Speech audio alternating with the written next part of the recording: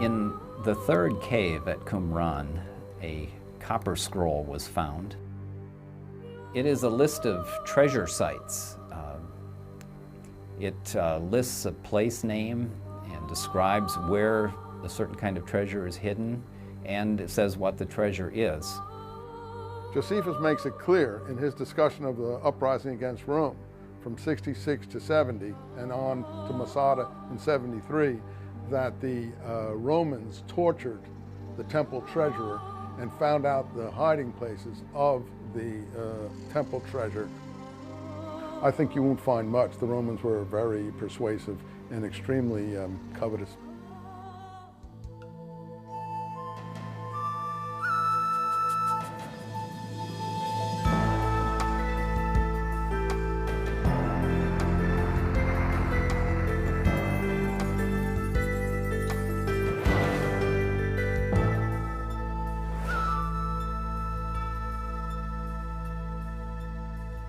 It may not seem as exciting as Indiana Jones finding the Ark of the Covenant, but the discovery of hundreds of ancient manuscripts in the caves near the Dead Sea is certainly more significant, because it really happened.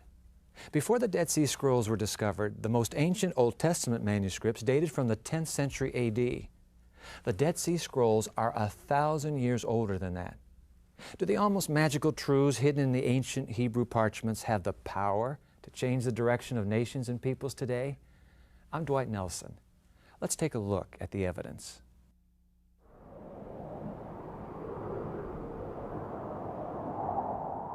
There are lots of stories about how and when the scrolls were first discovered.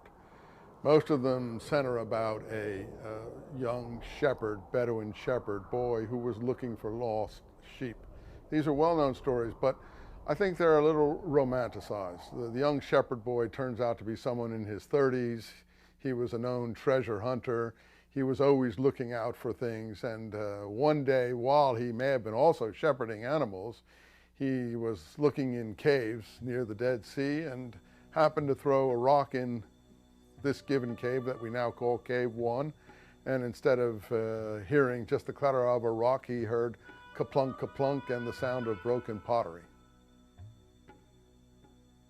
Venturing into the cave, the shepherd soon discovered the pottery held hundreds of ancient manuscripts. Anxious to capitalize on his find, he quickly sold the scrolls. Once in the hands of scholars, it was soon realized that these tattered documents may shatter the foundation of the world's most dominant religion. The public at large only thought that the scrolls were found in 47 in Cave 1, because those scrolls were immediately publicized, went into, after the founding the State of Israel, a special museum was built to house them called the Shrine of the Book. And the public thought that was what the scrolls were, but no. Over the next decade, 10 other caves were found.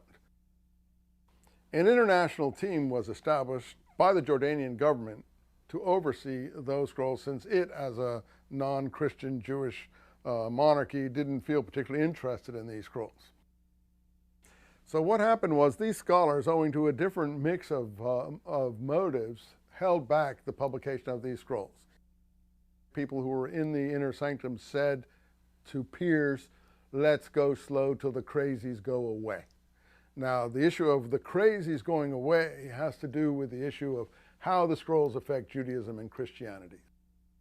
There was a famous left-wing writer who, his name was Edmund Wilson. He wrote for the New Yorker magazine a series of articles on the Dead Sea Scrolls in 1954. And he began to suggest that the scrolls had something could throw light on the origins of Christianity. And the people who had gained control of the scrolls through the Jordanian government setting up this international committee were largely church people, clerics. So when they heard what Edmund Wilson was suggesting in the New Yorker magazine, a whole blanket of secrecy went over the scrolls. Well, one text raised the question about whether the scrolls had information that was damaging or would put a very different light on, say, Christian origins than has traditionally been thought. A small fragment that did not appear in public until perhaps around 1990 even though it had been known about long before this, spoke about a Messiah who possibly was killed by someone else. So it was claimed, this fragment said, and that because it contained information about a Messiah who was killed, a Messiah before the time of Jesus, it was claimed that this kind of parallel was somehow damaging to Christianity in the sense of detracting from its uniqueness. According to mainline scholars, there's nothing here that would affect the faith of the faithful, and that the scrolls do not contradict or upset any of the religious materials that we presently have. According to opposition scholars, just the opposite is true, that there are materials in the scrolls that seriously call into question the kind of messianism portrayed in the documents that we are familiar with and know as the Gospels. If Jesus were alive today, and there were things done or said in his name that were not his, he would expect you to find this out. So I think that any person of faith, before they move into faith, and I've had people who say, well, faith is anything I believe it is. I don't agree with that. Faith should be based on something solid, on a rock, if you like. And I think that the modern person wants to look into this and be challenged and find out what, in fact, recommends itself to his faith and what he may find as different from his faith. This is Hello Channel. Come learn English as you watch TV. It will change your life.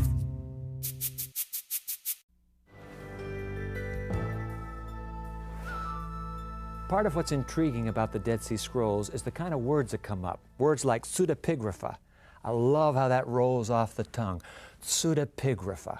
Or how about apocrypha, or even apocalyptic? Each of these words is used to describe various scrolls that relate to the Bible but are not necessarily included in it. While they may not have made it into the Bible, they were obviously considered important enough to be laboriously copied and carefully hidden from invading armies. Who were these people who took such great care to copy and protect the scrolls? The scrolls were found in Qumran, located on the northwest shore of the Dead Sea, 15 miles east of Jerusalem. Nothing more than sand and mud bricks now, Qumran may have been a permanent settlement for a radical Jewish sect. The residents of Qumran, according to most scholars, were a small group of the party that we call the Essenes, one of the three major Jewish groups back in the time of the scrolls. We have one ancient text written by a Roman author, Pliny the Elder as he's known, who mentions that there was a group of Essenes living on the northwest shore of the Dead Sea. They believed that they had a special role in history, that the ancient prophecies in the Bible pointed to them and were being fulfilled in connection with them. And they also believed they were living very near the end of time. They anticipated the arrival of two messiahs. One was from the line of David, and one was to be a priest. And they were to be the leaders of the forces of good at the end of time. Now, the Dead Sea Scrolls present a situation where they are in camps, wilderness camps, following a regime of extreme purity, waiting for the heavenly host that will join them under the leadership of the Messiah in this final apocalyptic war against all evil on the earth. Now, to my mind, that is information that rarely gets out to the public at large, and they have no understanding of what the scrolls really believe, and they don't understand how much it is like what they believe. As more and more of the scrolls have been translated, the concept of divine inspiration, that everything written in the Bible is the exact Word of God and not the thoughts of man, has been challenged and cast in a new light. You have in the Dead Sea Scrolls the confirmation that the Bible, as we have it and know it, is fairly accurate. Right from the very first cave discovered, there were 2 Isaiah scrolls found there.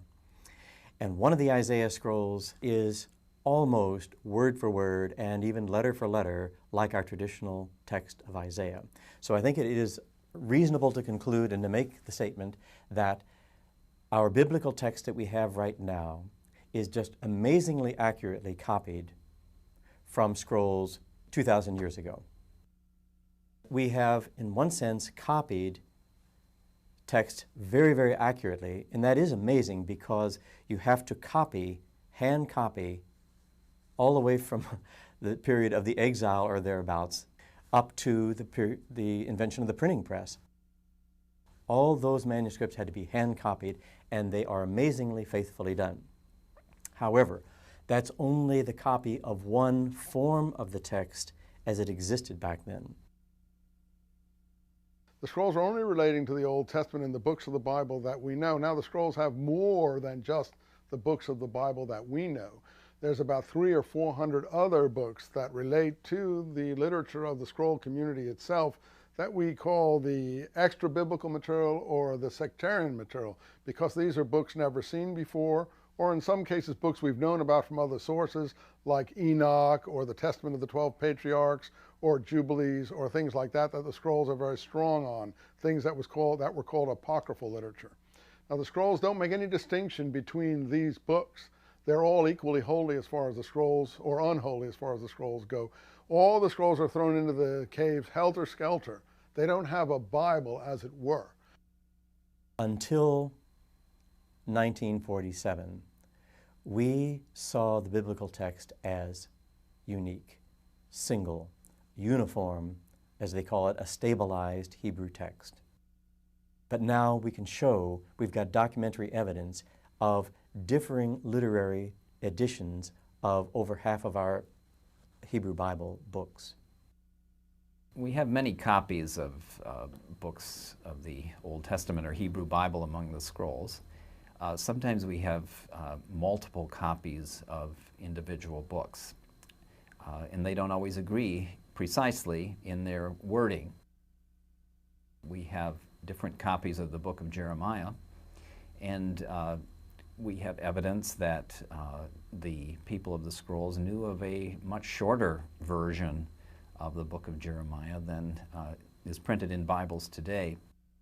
All of this has been studied a great deal by the scholars of the Bible, of the text of the Bible, and it's evident that there were different editions of many of the books in the Bible that were circulating among Jewish people in the last couple of centuries BC, in the 1st century AD. These different copies show us that the texts of these books continued to develop. They had been written long before this, and of course had been copied for many years, but they continued to develop and took on somewhat different forms. This complicates efforts at trying to understand and explain how theories of inspiration and revelation really work out in practice, because where do we see the act of revelation? Where do we see the act of inspiration?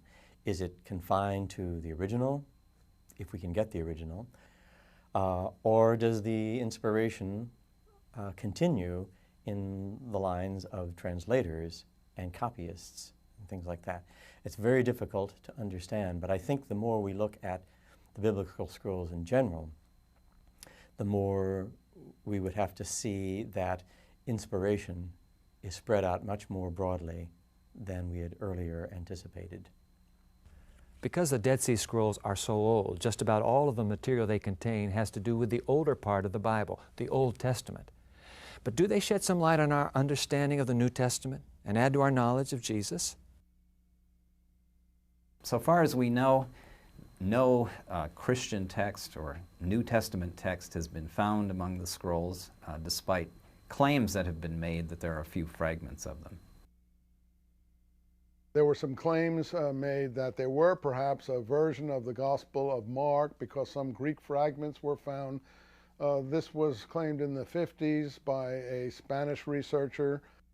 Most people don't think that those Greek fragments do represent Mark. And in my personal view, Mark has such a different ethos than the Dead Sea Scrolls. The scrolls, while they were written by Jewish people, they are Jewish texts, have nevertheless had quite an influence on the study of the New Testament, simply because they tell us so much about Judaism at the time that the first Christians and Jesus lived. Many people base their faith on the Bible, Jesus Christ. Well, the scrolls tell them what was going on in Palestine at the time their faith was being set forth. One of the things that's really fascinating about the scrolls, how they illumine our knowledge more than we had before, is that they show us documentary evidence now of a prior period in the history of the biblical text where we could only speculate. The scrolls are a time capsule to the past. The scrolls are something that have been placed in caves and untouched for almost 2,000 years and give us almost a living witness without editorializing or the retrospective imposition of historical consensus on data right from the time of Jesus. We know much more about the world in which Jesus and his disciples lived in Judea and in Galilee.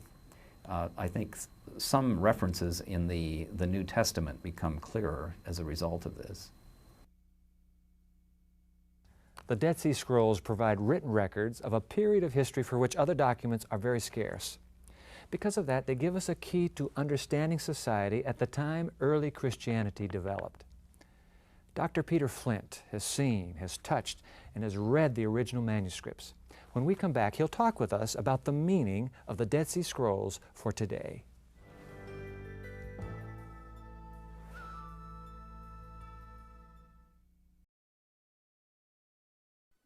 Learning a new language can be difficult and discouraging, but it doesn't have to be.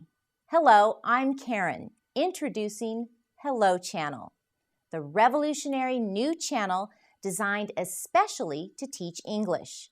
If you can speak English, the future is open for you, since speaking English means greater opportunity and higher paying jobs. By watching Hello Channel, you are immersed in this valuable language. You'll hear the words being spoken. You'll see the speakers' mouths when they say the words. You'll read what's being spoken in large, clear subtitles. And you'll speak out loud, practicing what you have just learned. There is no better or faster way to learn a language than total immersion. Hello Channel does exactly that. There's programming on every level so you can watch the shows that are just perfect for you. Whether you've spoken a little English, a great deal of English, or none at all, the Hello Channel has something for everyone. Join us for a convenient, affordable, and fun way to shape your future. There's so much in store for you if you'll just say hello. Get ready for a fascinating interview with the man who wrote the first book on the Dead Sea Scrolls in the new millennium, Dr. Peter Flint. Welcome to The Evidence. Thank you, Dwight. Title of that book, The Meaning of the Dead Sea Scrolls. You've been living with the scrolls for years. In fact, I have here the book you collaborated on, one of the three editors, the Dead Sea Scrolls Bible, where you translated the biblical portions of those ancient scrolls. Share a New Testament example that would link the scrolls with New Testament material. I need to turn to some specific writings here. Okay. In Luke chapter 7. And that's New Testament. This is in the New Testament. Okay. Luke All chapter right. 7. Jesus is asked a key question. Are you really the Messiah, the one who is to come? And this is his answer. Go and tell your leader what you've seen and heard. The blind receive their sight, the lame walk, the lepers are cleansed, the deaf hear, the dead are raised, the poor have good news brought to them. Now, scholars have thought, now this is very strange. He doesn't say, hey, I'm the Messiah. He says, go and tell what you've seen.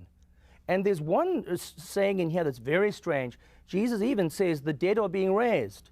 And a lot of people have thought, no way, this couldn't be genuine. This must come from the later church. They must have put these words in the mouth of Jesus. In the light of the scrolls, we can demonstrate that this statement is actually a messianic claim by Jesus. He's saying, I'm the Messiah. Let me prove it to you. You're saying those words are actually a quotation from that appears in the Dead Sea Scrolls. Well, it's not quite a quotation, but those words appear in the Dead Sea Scrolls. I'll give you, it's one of the scrolls called 4Q 521. Now, that's the name of the scroll. That's shorthand. You see, scholars like to do that. 4Q means K4 at Qumran. I see. 521 is number 521. Okay. A shorthand way of referring to a scroll from K4. Okay. And I'll just give you a couple of lines. It talks about the coming of the Messiah. And look at these words. It goes on, he will release the captives, he will make the blind to see, he will raise up the oppressed. And then it goes on, and as for the wonders that are not the work of the Lord, when the Messiah comes, God will heal the sick, raise the dead, and to the poor announce glad tidings. Now, what does all this mean? Simply this, is that when Jesus is asked, are you the Messiah? He is saying, look guys, there's a recipe. Go and tell what you've heard. A, B, C, D, E. 4Q 521 gives us independent verification, pre-Christian, 100 BC, that many Jews were expecting a recipe when the Messiah comes. A, B, C, D, E. We see it there, and it's repeated in the New Testament 100 years later or more, showing that Jesus must have talked like that because other Jews thought that way. So this shows us that our faith is historic, it's ancient, that many of the things we believe are reliable and are not just modern inventions. The way I like to put it is the scrolls help the thinking man or woman look at the faith and come to conclusions. Even without the Bible or the church, you can look at the scrolls and find that the faith is reasonable and makes sense and is life-giving. Dr. Peter Flint, thank you for being on The Evidence and sharing your research with us. Thank you, Dwight. It is truly a fascinating realm of study, this whole matter of the Dead Sea Scrolls. If you'd like more information on these scrolls, want to get deeper yourself in your own personal study, log on to our website. We'll put the address on the screen right now, theevidence.tv. The material will be waiting for you when you log on. I'll be back in just a moment.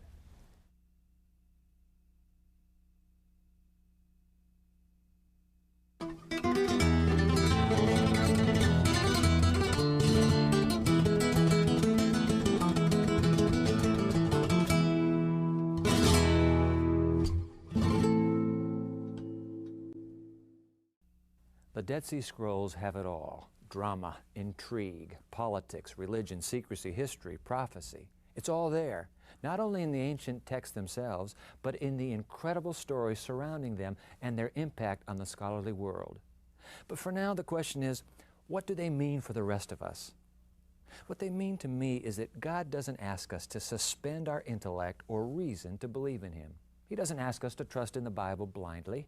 On the contrary, in an age where the Bible has faced such scrutiny regarding its origin, its credibility, and its reliability, the discovery of the Dead Sea Scrolls and the way that they affirm the integrity of the Old Testament texts go a long way in supporting the accuracy of the Hebrew Bible. The Dead Sea Scrolls, in many ways, answer probing questions regarding the credibility of the Bible. Do the Dead Sea Scrolls prove that the Bible is the Word of God? I can't say that they do. Do the Dead Sea Scrolls even prove the existence of God? Again, I can't say they do. Do the Dead Sea Scrolls prove that the Bible is an accurate portrayal of the ancient history it tells about? I can't say that they do. But what I can say, and I can say it most emphatically, is that they prove that the Bible we have today is very much like the Bible that was read thousands of years ago. The concepts expressed by the writers have been preserved for all these years. And that, to me, is something of a miracle itself. For The Evidence, I'm Dwight Nelson.